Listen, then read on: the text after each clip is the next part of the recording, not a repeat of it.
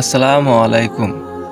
পৃথিবীতে বেঁচে থাকতে যে 10 জন সাহাবী জান্নাতে সুসংবাদ পেয়েছেন তাদের মধ্যে একজন হচ্ছেন আব্দুর রহমান ইবনে আউফ। তার জীবনী চলুন শুনে আসি মেজর রহমান আজারি হুজুরের কাছ থেকে। আমি একজন সাহাবার জীবনী শোনাবো আপনাদেরকে।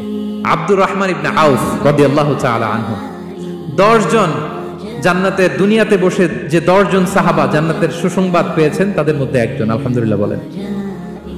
আব্দুর রহমান ইবনে আউফ রাদিয়াল্লাহু তাআলা প্রথম 8 জন মক্কায় যারা কালিমা পড়ে মুসলমান হয়েছে তাদের একজন। তার স্ট্যাটাসটাকে জেনে নেন। তো তিনি যখন মক্কা থেকে হিজরত করে মদিনায় গেলেন, মনে রাখবেন মক্কা থেকে যে সাহাবারা বাড়ি ঘর ছেড়ে হিজরত করেছে তাদেরকে বলে মুহাজির, মানে হিজরতকারী সাহাবা। আর মদিনাতে যে সমস্ত সাহাবারা তাদেরকে রিসিভ করেছেন তাদেরকে বলে আল আনসার, মানে সাহায্যকারী সাহাবা। তো যারাই হিজরত করে মক্কা থেকে মদিনায় যেত, বিষ্ণু ইসলাম মদিনার কোন সাহাবীর সাথে তার ভাই পাতিয়ে দিতেন, আল মুআখাত, ব্রাদারহুড করে দিতেন, দায়িত্ব দিতেন যে তুমি এই সাহাবীকে দেখবে। তো আব্দুর রহমান ইবনে আউফ রাদিয়াল্লাহু তাআলা আনহু যখন হিজরত করে গেলেন, তার দেখভাল করার জন্য যে সাহাবীর দায়িত্ব পড়ল তার নাম হচ্ছে সাআদ ইবনে রাবিয়া, আনসারী সাহাবী রাদিয়াল্লাহু তাআলা আনহু। বিষ্ণু বললেন, সাআদ, আব্দুর রহমান ইবনে আউফ তোমার ভাই। ভাই বানিয়ে দিলেন। কি বানিয়ে দিলেন? তুমি তাকে টেক কেয়ার করবে, সে হবে তোমার মেহমান। সুবহানাল্লাহ। সাআদ ইবনে রাবি রাদিয়াল্লাহু তাআলা আনহু তিনি আব্দুর রহমান ইবনে আউফকে ডেকে নিয়ে গেলেন, ঘরে নিয়ে গেলেন মেহমানকে, এবং বললেন, ইয়া সাআদ ইন্নী আকসারুল আনসারি মালান। হে সাআদ, তুমি চিন্তা করো না, তুমি মনে করো না যে তোমার ভরণ পোষণ দিতে আমার কষ্ট হবে। আমি মদিনার সবচাইতে বড় বিজনেস ম্যাগনেট, সবচাইতে বড় বিজনেস ম্যাগনেট আমি। No tension, don't worry about it. Tension নিও না, আসো, তোমার জন্য আমার কি প্রপোজাল শোনো। ফাআকসিমু লাকা নিসফা মালি, আমার যত সম্পদ আছে আমি অর্ধেক তোমার দিয়ে দিব। সুবহানাল্লাহ। এত আস্তে আপনার বাড়িতে কেউ মেহমান হলে করতে পারবেন এরকম? আল্লাহ, কেমন প্রেরণার বাতি ঘর তারা। ফাআকসিমু নিসফা মালি, হে আব্দুর রহমান ইবনে আউফ, আমার অর্ধেক সম্পদ তোমারে দিয়ে দিব। এখানেই শেষ না, এরপর বলতে লাগলেন, আমার অনেকগুলো স্ত্রী আছে, তুমি কোথায় যে মেয়ে খুঁজবা, প্রস্তাব দিবা, এত ঝামেলার দরকার নাই। আমার কোন স্ত্রীকে তোমার ভালো লাগে বলো, তার যদি তোমাকে ভালো লাগে তাহলে প্রয়োজনে তাকে আমি ডিভোর্স দিয়ে দিব, তাকে নিয়ে তুমি সুখের সংসার করবা।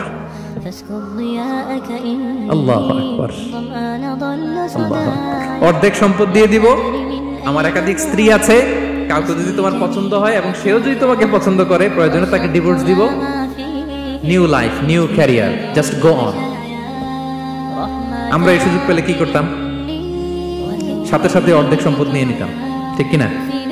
আব্দুর রহমান ইবনে আউফ প্রেরণার বাতিঘর। উনি কি করলেন? উনি বললেন, লা হাজাতা লি ফি যালিক। আমার ভাই, তুমি যে বলছো সাআদ ইবনে রাবি, তুমি যে এত চমৎকার প্রপোজাল দিয়েছো, এতেই আমি খুশি। তোমার কোনো কিছুর আমার দরকার নাই। বারাকাল্লাহু লাকা ফি আহলিকা ওয়া মালিক, আল্লাহ তোমার সম্পদে বরকত দেখ, আল্লাহ তোমার পরিবারেও বরকত দেখ। তবে একটা কষ্ট করতে হবে, সেটা কি?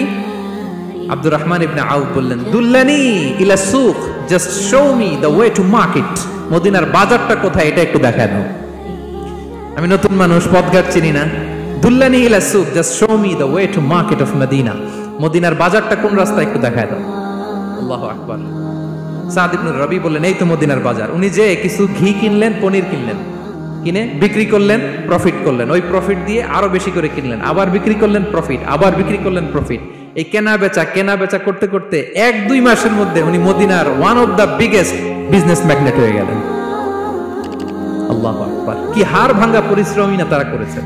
একেবারে রেডি ক্যারিয়ার ছিল, গেলাম সবচেয়ে বড় বিজনেসম্যানের অর্ধেক সম্পত্তি পেয়ে গেলাম। He didn't accept the ready career, rather he made his own path with his own endeavor. নিজের চেষ্টায়, নিজের পরিশ্রমে, নিজের ঘাম ঝরিয়ে নিজের ক্যারিয়ার তৈরি করেছেন। চিল্লায় বলেন ঠিক কিনা? This is the biography of Abdur Rahman ইবনে আউফ রাদিয়াল্লাহু তাআলা আনহু।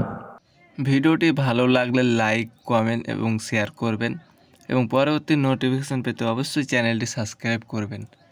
এবং মেজর রহমান আজারি হুজুর সহ আরও অনেক হুজুরের ওয়াজ পাবেন এই চ্যানেলে, তাই অবশ্যই সকলে সাবস্ক্রাইব করবেন এবং বেশি বেশি করে শেয়ার করবেন। ধন্যবাদ।